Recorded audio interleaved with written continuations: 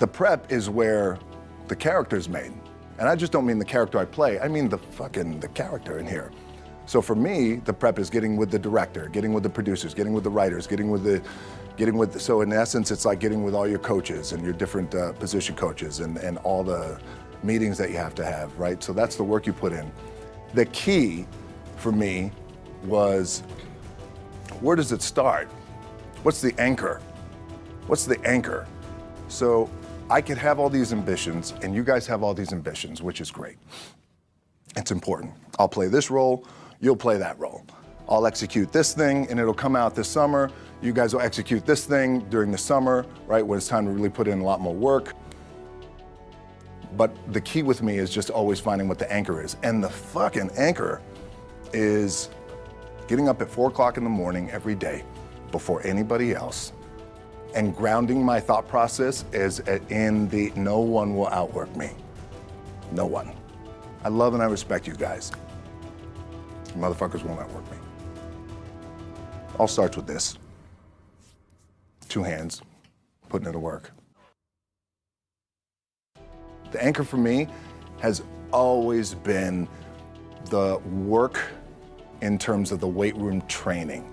So when I first started wrestling, I was 6 years old, rolling on the mats with my dad. My old man, a lot of you guys won't know this. Yeah, Rocky Johnson. My old man was Rocky Johnson. He was the first black WWF at that time. First black WWE tag team champions with Tony Atlas back in 1983. My uncles were wild Samoans. I come from a long line of pro wrestlers. But before the wrestling part happened, I was just in the gym putting in the work at 6 years old, rolling around on the mats. And finally, when I could touch weights at 13, that's what I was doing. But the weight part for me and the gym part has always been, has to be the anchor for me because again, it allows me, what's that? Yeah. It allows me to keep everything grounded. But then also, you know, look, I think too, yeah, this is crazy. That's what happens. You get the strength coach in here. Preach. Get it in there.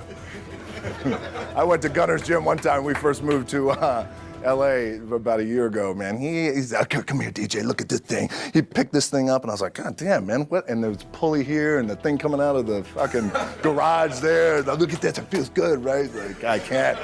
Yes, it feels good, I can't. Look, boys, your body's your body, right? You're young now, you're balling, everything feels good. You have your little nicks and dings and all that shit. You're gonna have that, you're gonna have your surgeries. Hey, we all have it. But eventually, and I promise you this, the one thing that will never, ever, ever go away is you get your ass in that weight room and you put in the work. That's gonna happen when you're 30, 40, 50, 60, 70. That never goes away. You get on the court, you shoot some shots, but you're gonna wind up right back in the weight room, right? Right back in your spot. Film gives me the biggest opportunity to make the biggest impact, global impact.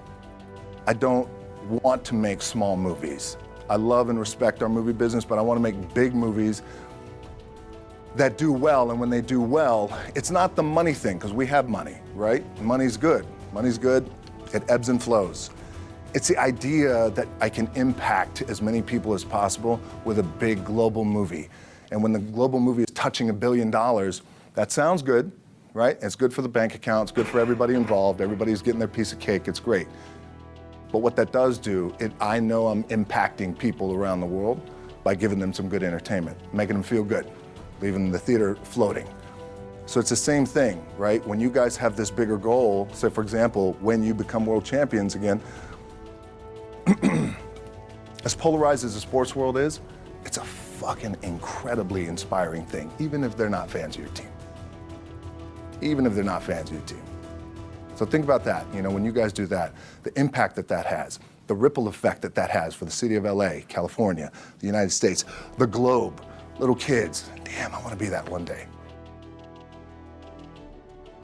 My last match in WWE, I'll share this with you guys too, is that, again, because there's a little bit of takeaway here from all this shit, is I wrestled John Cena, and I went in, I think it was 2013, I went in WWE champion, and we went in MetLife Stadium. We had a record-breaking attendance, which was amazing that night. We accomplished our goal. So I wrestled with John Cena. We had 45 minutes planned for the match. It's nonstop go, right? So your conditioning is tested. And at that time, I wasn't full-time in WWE. I was just doing these spot matches where I was still shooting G.I. Joe, I think, or Pain and Gain at that time. It was Fast and Furious 6 in London. Had to travel in the ring, get all my ring work in, travel back to shoot Fast and Furious, then back, WWE Raw, doing those shows. The big build-up to WrestleMania against John. We get to MetLife Stadium. It's a big night. This is it. It's game night, right? It's championship night for me. 45-minute match planned out. There's no cut. There's no, all right, well, let's pick it back up tomorrow. You know, it's go time. It's just like you guys in a game. At the 15-minute mark, bang! I feel something pop. I'm like, boom, what the fuck? I'm laying there, and both of us are out. I said, oh, fuck, something's going on. And I stick my hand, now there's 85,000 people, right? And we're just laid out like this. I kind of roll over, I stick my hand down in my trunk just to see, I want to make sure that there was no bone sticking out.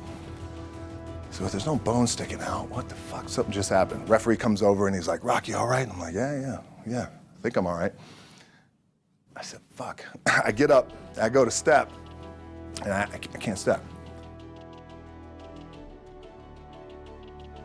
I can't do this.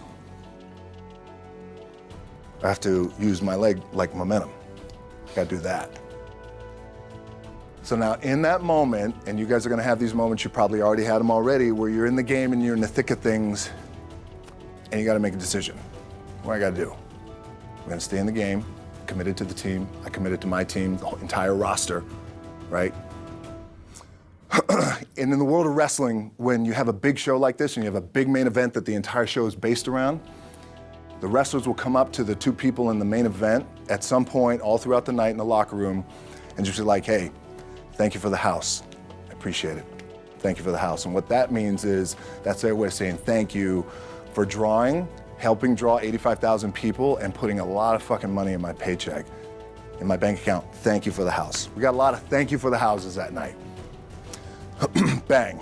This happens, and now I realize I can't move my leg. And I got 30 minutes left of this match. And it's not just like fucking around. I mean, these are like, we got to put on a show. There's a lot of big flying and suplexes and all that.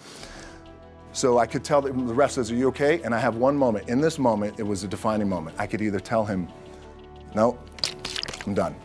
He'd give the signal, match is over. Or, let's keep going. And again, this is a little takeaway for you guys. If you ever have this moment, I'm sure you have. If you haven't, it's coming. We have this decision. And I said, no, let's keep going. I said, how much time is left? He's like, 32 minutes. I'm like, fuck, okay. Rest of the whole match, couldn't move, doing everything like this. I'm getting scared because I'm thinking, man, well, what happens if I pinch something or something like, you know, I don't know, your mind starts fucking with you in the moment. There's 85,000 people, your adrenaline's rushing. Thinking, man, what happens if I'm gonna lose my leg or some shit like this, if I've just done something to my artery? Final move of the match is his big finishing move. And I remember I'm getting up and I'm turning like this because I have to fall into him. He's gonna hit me with his big finisher. It's like a massive suplex where I go over his head and fucking slams me down. And I remember turning into John, and he says, and I remember thinking to myself, God, please don't let this be too bad. Just take care of me. Take care of me. Bang! I feel boom! Now I don't know what the fuck just happened. Now luckily the match is over. He pins me, 1, 2, 3. Comes in the back, I get to the back, I can't move. Now I'm getting a little nervous. And doctors come in, John comes in, you okay? He comes in. We always like to celebrate with booze. He brings like moonshine, like legit moonshine. It's like crazy white boy shit that they bring, like in a jar. This is moonshine. Hey, let's have some moonshine. It's okay. Don't know what's happening. Rush, get on a jet, rushed home to my doctor's down in Florida, and get an MRI. Find out that I have completely torn my adductor, the top of my adductor and my top of my quad off my pelvis. Yes, really, really fucked up. So it's a very long story to tell you.